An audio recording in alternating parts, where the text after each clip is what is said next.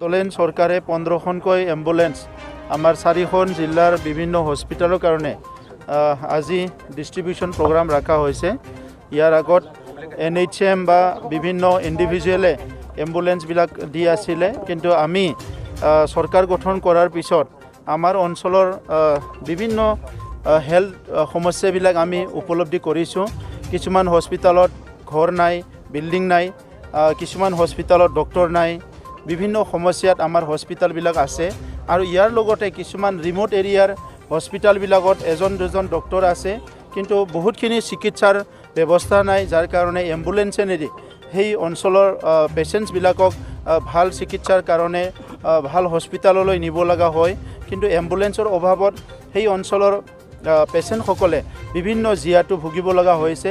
আৰু এই কথা উপলব্ধি কৰি আমাৰ বড়োলেণ্ড চৰকাৰৰ হেল্থ বিভাগে আজি 15খনকৈ এম্বুলেন্স ডিস্ট্ৰিবিউশন কৰিছে। মই আমাৰ হেল্থ বিভাগক ধন্যবাদ জনাইছোঁ আৰু আশা কৰিছোঁ এই 15খন এম্বুলেন্স আমাৰ বিভিন্ন হস্পিটালত দিনে নিশা আমাৰ ছাৰ্ভিচ দিব আৰু আমাৰ পেচেণ্টসকলক সকলো দিশৰ পৰা সহায় কৰিব।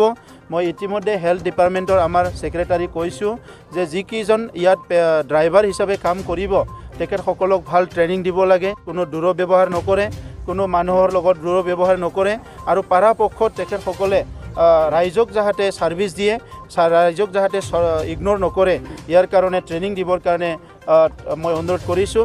আজি বড়োলেণ্ডত আমি সকলো বিভাগতে নতুন এটা জাগৰণ আনিব বিচাৰিছোঁ।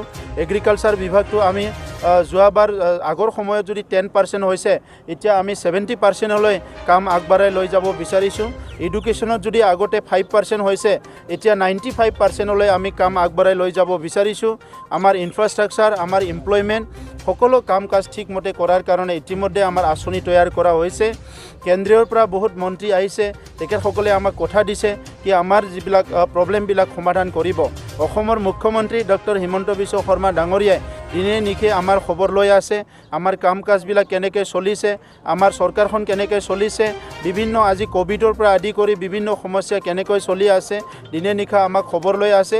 আৰু আমি আশা কৰিছোঁ তেখেতৰ নেতৃত্বত অসমৰ অইন জিলাবিলাক যেনেকৈ আগবাঢ়ি যাব, আমাৰ বড়োলেণ্ডৰ 4খন জিলাও সকলো বিভাগতে আগবাঢ়ি যাব পাৰিম বুলি আমি আশা কৰিছোঁ।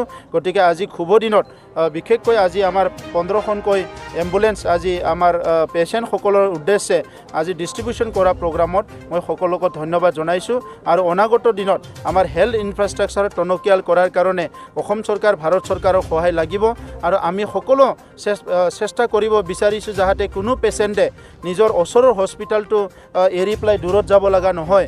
সৰু সুৰা বেমাৰ হ'লে নিজৰ সাব ডিভিজন, নিজৰ ডিষ্ট্ৰিক্টতে যাতে ট্ৰিটমেণ্ট হ'ব পাৰে, ইয়াৰ কাৰণে অহা 2 বছৰৰ ভিতৰত প্ৰত্যেকটো সাব ডিভিজনত এখনকৈ হস্পিটাল য'ত ICU থাকে তেনেকুৱা হস্পিটাল আমি গঢ়ি তুলিব বিচাৰিছোঁ।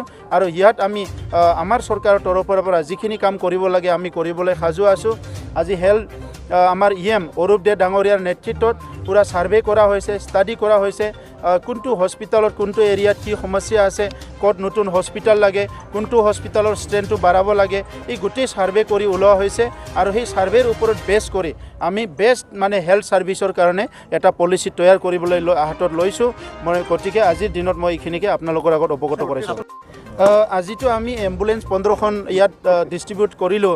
এই শুভ দিনত মই বেলেগ কথা ক'ব বিচৰা নাই, আপোনালোকে বেলেগ টাইমত সুধিব, বহুত দীঘলীয়া কথা ক'ব লগা আছে। অকল তেখেত নহয় আৰু কোনোবা যিসকলে ইনডিচিপ্লিন কৰিছে, এতিয়া তেখেতসকলৰ ওপৰত চবৰ ওপৰতো পাৰ্টীয়ে ডিচিপ্লিনাৰী একশ্যন ল'ব। কাৰণ উইদাউট ডিচিপ্লিন না ফেমিলি চলিব পাৰে, না সমাজ চলিব পাৰে, না দেশ চলিব পাৰে, না পাৰ্টি চলিব পাৰে।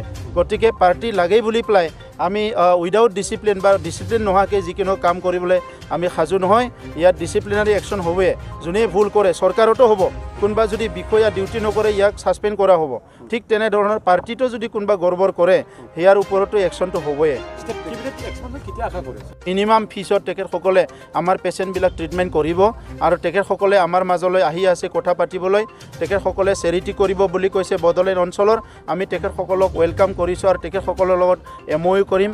দিল্লীতো এখন ছুপাৰ স্পেচিয়েলিটি হস্পিটাল নতুন হ'বলৈ গৈ আছে গুৰগাঁৱত। তাৰ যিখিনি মানুহ আছে, তাৰ ডক্টৰ আৰু তাৰ বিভাগীয় কিছুমান বিষয়াসকলে মোৰ লগত কথা পাতিছে তেখেতসকলে উত্তৰ পূৰ্বাঞ্চলক সহায় কৰিব বিচাৰে আৰু স্পেচিয়েলি যিহেতু চেন্নাইত আমাৰ বড়োলেণ্ড অঞ্চলত দিল্লীত বহুত ছাত্ৰ ছাত্ৰী আছে বহুত মানুহ কাম কৰি আছে সেইকাৰণে আমাৰ অঞ্চলৰ পৰা যোৱা মানুহবিলাকক তেখেতসকলে যিমান পাৰে কম মানে খৰচত আমাৰ ট্ৰিটমেণ্টবিলাক কৰিবৰ কাৰণে আমাৰ লগত কথা চলি আছে গতিকে এই দুটা সুবিধা হয়তো আমি অহা 6 মাহক ৰাইজক দিব পাৰিম আৰু ইয়াৰ কাৰণে আমাৰ অঞ্চলত যিখিনি পাৰি কৰিম নোৱাৰাখিনি যাতে আমি আমাৰ ৰাইজক এই হেল্থ সাৰ্ভিসেছ সুবিধাটো দিব পাৰে হেল্থ ফেচিলিটিটো দিব পাৰে সেইখিনি আমি ব্যৱস্থা কৰিবলৈ হাতত লৈছো Central Institute of Technology Kokrajhar admission going on for the season 2021 and 2022.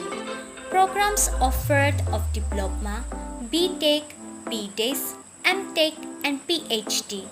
Facilities provided: best library in the Northeast, bus facility, hostel, 24/7 internet, Wi-Fi and many more. 24/7 power and backup, digital classroom and best laboratories.